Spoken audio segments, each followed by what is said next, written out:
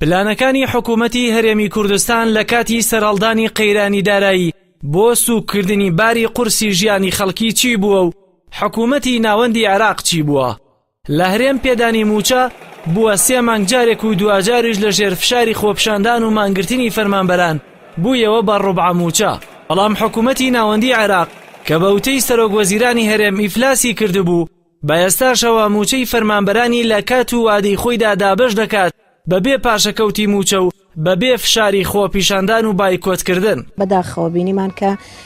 ئەو بڕیارانش کە دران جارێکی تر ئەرکی سەرشانی هاوڵاتی قورس کردەوە بۆ نمونە زیادکردنی باج و ڕسومات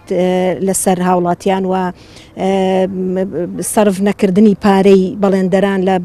بەتاڵکردنەوەی بانقەکان لە پارەی بەڵێندەران و تەنانەت لە پارەی نەخۆشی درێژخایەنەکان کە لە سندوقی داهاتی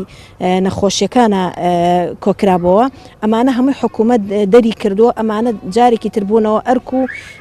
بارگرانەیەکی قورس لە سەرشانی هاوڵاتیان بۆیە حکوومەت نەیتوانی کە ئەرکی سەرشانی هاوڵاتیان سوکات. ژێرە ئەو قۆڕخکردنە بە و ئەندازەی کە لەوێ دوو حزب دەستاندار بوون هەموو کایەکان و دەرفەتەکانیان قۆڕخ کردو بۆ خۆیان و حزبەکانیان و حتا تعین بۆ ئەندامانی حزب و زەوی بۆ ئەندامانی حزب و دەرفەتی کار بۆ ئەندامانی حزب و کۆمپانیا و بازار بۆ ئەندامانی حزب و بۆ حزب خۆی و بۆ سەرکردەکانی حزب ئەوە لێرە بەو شێوەیە هەستی پێ ناکرێت.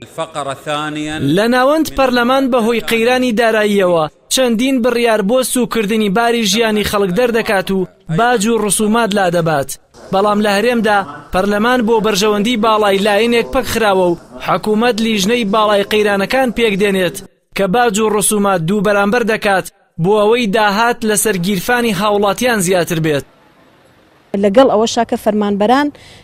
بڕێکی زۆر لە موچەکانیان بە ناوی پاشەکەوتۆ لیان ئەبڕێ و ئەمەش جارێکی تر قسەی لەسەرە کە ئایا کەی حکوومەت دەتوانێت ئەم پاشەکەوتە بداتەوە بە فەرمانبەران لە کاتێکە کە فەرمانبەران لە ئێستاە لە بارودۆخێکی زۆر خراپان و بارودۆخی هەرێمی کوردستان بە شێوەیەکی گشتی لە ڕوویدارایەوە خراپە کە حکوومەت نەتوانێت موچەکە لە کاتی خۆیان بدا ئاکەی ئەتوانێت پاشەکەوتەکە بداتەوە بە فەرمانبەران. حکوومەت بۆی نییە دەسەڵاتی تەنفیزی باج زیاد کا بەبێ بوونی یاسایەک لە پەرلەمان و حکوومەت بۆی نییە لە سەفا 65 و هەفتای موچەی خەڵک بخوا و بیبڕێ بە ناوی پاشەکەوتی ئیجباری و انتخابی ئیجباریەوە بەبێ ئەوەی کە پشتیوانیی هەبێ لە پەرلەمان و هەموو کارانەی کە حکوومەتی هەرێمەیان کا پشتیوانی یاساییان نییە و کارێکی نایاسایی و زۆڵمێکی گەورەیە لە هاوڵاتیانە کرێ. حکوومەتی عێراق و دەسەڵاتی تەنفیزی عێراق قەت بەنای بۆ ئەوە نەبردووە ئەو لە سەپاسی انتخابی ئیجباریش کە کرا کاتی خۆی بە یاسا کرا لە 2015 و ئێستش بە بڕیار و بە یاسا لە ئەبرێ. حکوومەتی هەرێمی کوردستان لەگەڵ سەرهەڵدانی قەیرانی دارایی جگە لە بڕیارێک بۆ زیاتر قورسکردنی باری ژیانی خەڵک هیچ بڕیارێکی تری دەرنەکردووە و ئەو بڕیارانش بۆ زیادکردنی باج و ڕسومات لە حکوومەتی ناوەندیەوە پێشتر دەرکراون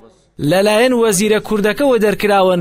وەک بڵێ کورد و عێراقیەکان بارگرانیان نەبینیوە و بەرپرسانی ئێستای کوردیش ڕاهێنان بە خەڵکی بەژمەینەتی ئەم هەرێمە دەکەن بۆ ڕاگەیاندنی دەوڵەتی کوردی. 26 ساڵە هاوڵاتیانی ئەم هەرێمە بۆ گەیشتن بە حکوومەتێکی خۆماڵی هەورازەکانی ژیان دەبڕن تا لە سێبەریدا بحەوێنەوە. زۆر ڕێگەیان بڕی پیلان و چەپۆکی دوژمنانی کوردی شکۆڵی پێنەدان